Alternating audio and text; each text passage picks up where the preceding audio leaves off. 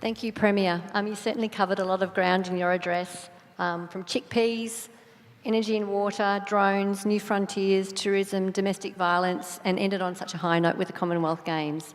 So this afternoon, I'm very privileged to be able to moderate a discussion with the Premier. We don't have a huge amount of time, but I'm going to kick it off because I have the microphone, and then I'll throw to the floor. If you do have a question, I'd ask that you raise your hand and a microphone will be brought to you. If you could stand up, state your name and company that you're from, and then ask your question briefly to the Premier, and then we'll facilitate the response. But please, if you've actually got a question about when is the next election, put your hand down. So, Premier, I'm really interested in the fact that you're coming to the end of your first term, and you've spoken a lot about what your government has achieved, but I'm really interested in what you have learned as a leader in that time. That's a very tough question. I think so much has happened, as I spoke about, but I think personally what I have found is fundamentally that Queenslanders work best when we work together.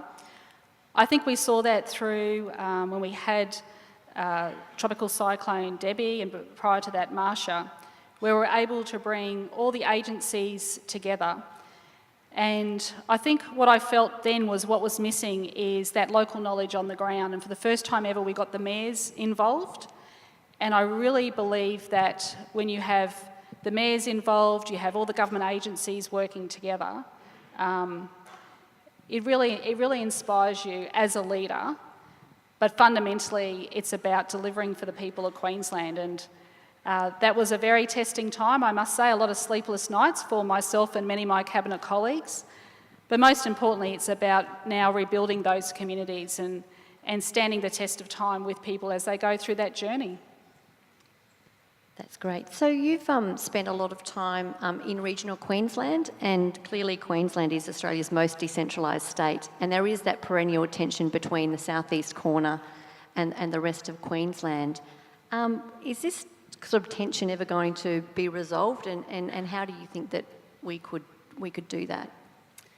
I think we're always going to have the Broncos-Cowboys tension. But no, in all seriousness, I firmly believe that my government is a government for all of Queensland, and you only have to travel the length and breadth of this state to realise that every community is unique and every community is different.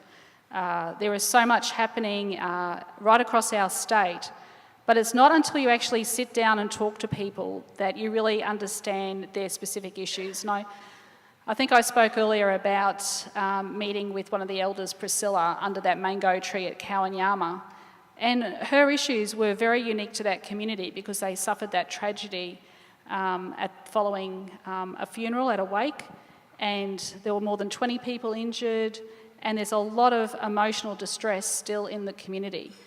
And if you don't sit there and listen to what people are saying, it doesn't resonate through a piece of paper. You actually have to be on the ground and listening.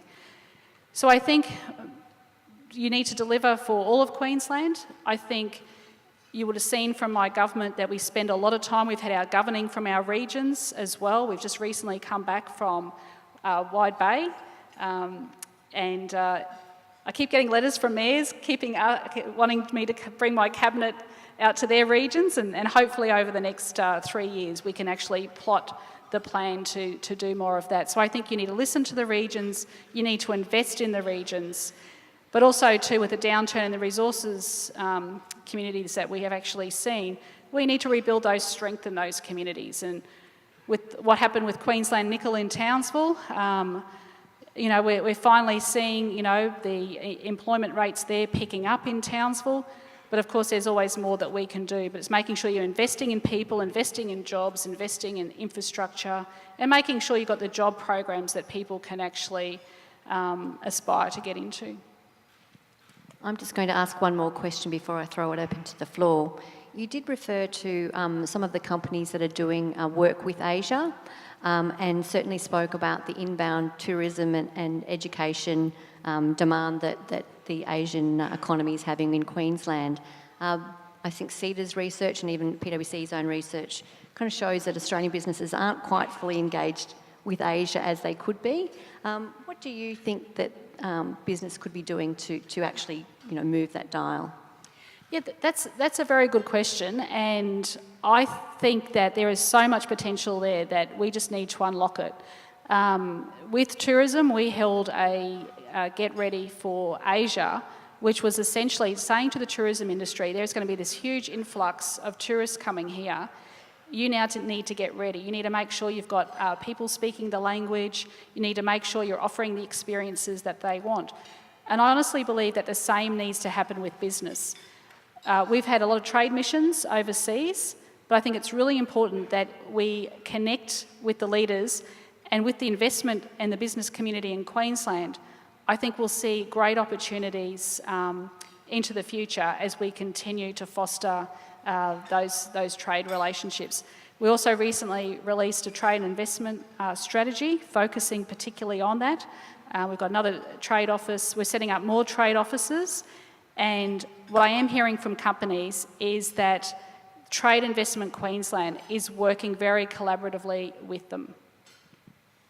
All right, so I'm just going to throw open to the floor. It looks like I've got somebody on table 6. If we can get a microphone there, please. Thank you very much. Good afternoon, Premier. Michael Finney from Colin Biggers and Paisley. Premier, we hear a lot about, and you've spoken in your address this afternoon, about the race for innovation, new industries of the future, chickpeas for India, new startups, etc. And the whole generation of new knowledge and the impact it can make for jobs of the future in the state. Given that, it seems that we as the Sunshine State, or the startup state as we now are, we struggle with basic numeracy and literacy in our school systems, and the STEM disciplines at the university level seem to be underrepresented. So I was just wondering, what more might we be doing to address that? And shouldn't we be backing that as a strategy for the future and competing with all the other nations that are doing exactly the same? Absolutely, that's a very good question, and I know that Kate Jones has been pushing that in our schools. The first point to make is that our NAPLAN results have been the best that we've ever received in Queensland. The second point I would make in response to that is I was just up at Cairns State High School last week where they celebrate their 100 years. The problem's always been getting girls involved in STEM. I asked six young female students in a row what they wanted to do.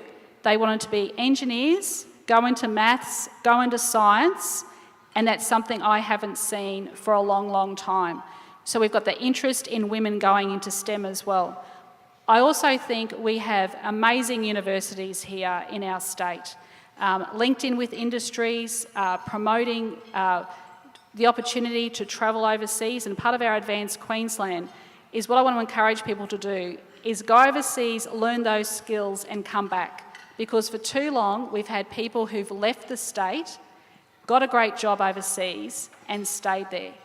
So I want to make sure that we are attracting our best and brightest, give them the chance to get the experience overseas and come back. And I think through Advanced Queensland, you were seeing that, what I mentioned before, coding and robotics in every school across Queensland. Not happening in every other state. Once again, Queensland leading the way.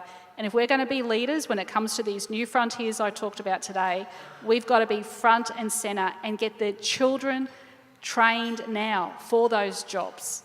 And I think that's where we're actually at the forefront. Do we have another question? I'm struggling to see. There's something right over the back there.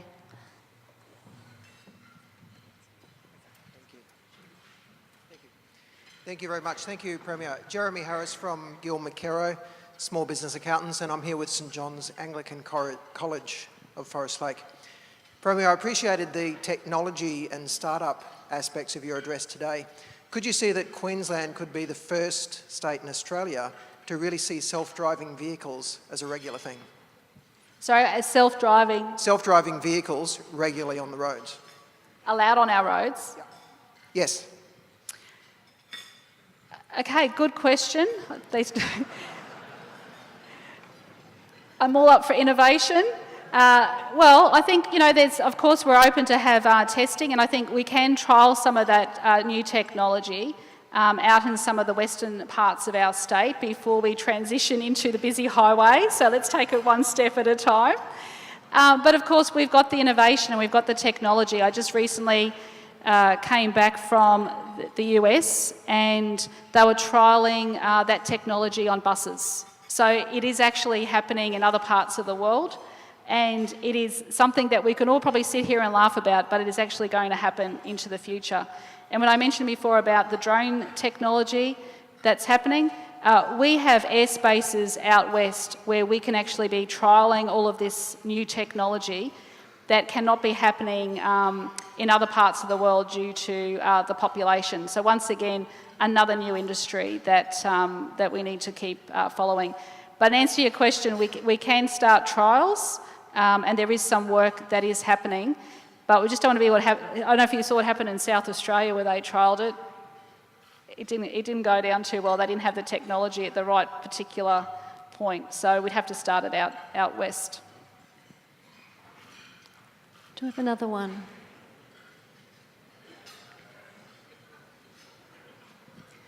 It's great, everyone's happy.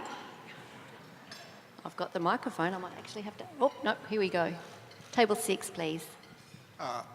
Damon Butler, Colin Beggars and Paisley. Premier, I think it's fair to say that few people predicted that you'd win the last election. And given the numbers issues you had at the beginning of this term, perhaps there were some people predicting that you wouldn't make it full term. You've managed to do both of those things. So how have you done that, and can you do it again? How have you done that, and can you do it again? Well, I always thought we would win the election. So it was no surprise to me. Look, in all honesty, it's about trust and it's about delivery. And what we have been able to do over the last 2.5 years is to keep the trust of Queenslanders. And fundamentally, the people of Queensland can see through people. So with me, what you see is what you get. I got in trouble the other day. I was out at Nanango in Kingaroy in the seat of Nanango, and I said to the journalist, we have no hope of winning this seat. And they said, well, you can't say that. And I said, well, I'm honest. It is a fact. We will not win the seat of Nanango. However, what I need next term is a clear majority. We have been working with the crossbenchers, and a lot of work goes in behind the scenes. But out of all of our legislation, we've had more than 100 bills passed. There has only been one piece of legislation that has not gone through that parliament. And the way we have managed the economy and the state is by working with people. So we will work with, and we've always got open doors. My ministers and I have open doors. We'll always work with the business community. We will always work with community organisations. We will always work with the people of this state. We'll work with union organisations. And Queenslanders work best when we work together. And I don't want to have all of this put at risk. So there's going to be a very, very clear choice at the next election. You're either going to have a coalition of LNP and One Nation, or we are going to continue on this steady path, the direction that my government has set, where we all work together and we've got these, I honestly believe our best days are ahead of us. There is so much potential that Queensland has, and that can only happen if we work together. So, Premier, just the final question, I think, for today. There's 700 people in this room, and given they're here, I'm sure all committed to advancing Queensland. Is there one thing that you need from us all?